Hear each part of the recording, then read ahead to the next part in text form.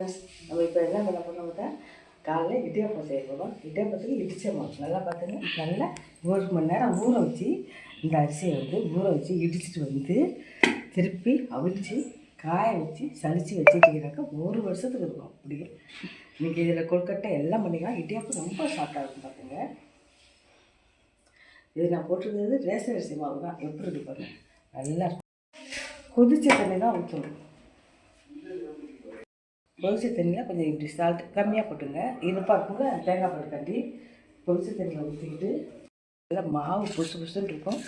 கொழுக்கட்டை எல்லாமே ஒரு செஞ்சாலும் வருஷத்துக்கு வீணாக போகுது. பறக்க நம்ம அரைக்க வேண்டியதில்லை.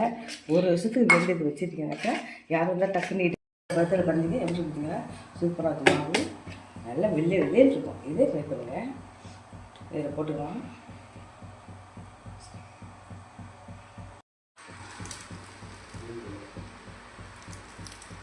இது புரிஞ்சுங்க.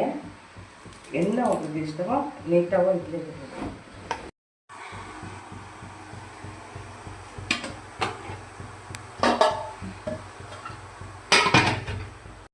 இதை வந்துட்டு சூப்பரான இடியாப்பம் புசுன்னு இருக்கும். அது பாருங்க. இப்போ ஒழுங்காக வச்சேன்னு பார்க்காதீங்க.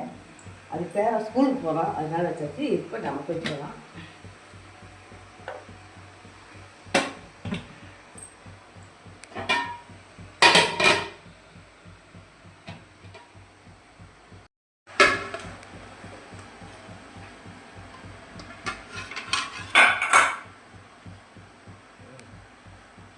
ஃபுட்டு நல்லா பொசுக்கு இடியாப்பம் அந்த பால் தேங்காய் பால் கேவா தேங்காய் பால் ரெடி. இடியாப்பம் சுட வச்சு தேங்காய் பால் ஊற்றி சாப்பிட்டு ஸ்கூலுக்கு தான் கிளம்பிடலாம்.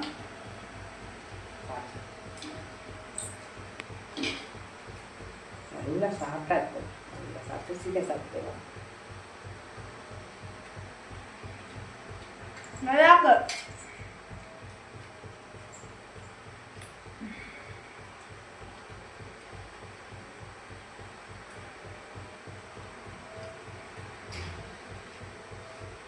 இதெல்லாம் 15 ரூபா இருக்குது. அவ்வளோ இது மாதிரி செஞ்சு ட்ரை பண்ணிருக்கோம். பிள்ளைங்க வந்து ஈஸியாக இருக்குது சாப்பிட.